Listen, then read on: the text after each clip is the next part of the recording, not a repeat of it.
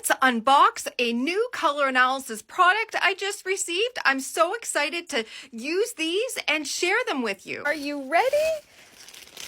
I have new hair. This video is not sponsored in any way. I generally just share with you products that I'm excited about to personally use. And Elise is going to start using these hair bangs in our in-person color analysis service in Toronto. So now let's move on to a fun little test your color analysis knowledge and hair colors game. You're going to answer which one doesn't work for a true summer. So if I was to somehow want to color my hair one day, which one would not be recommended for a true summer? Here's option 1. Here's option 2.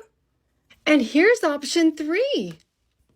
What option is not a hair color recommended for true summers? Comment below.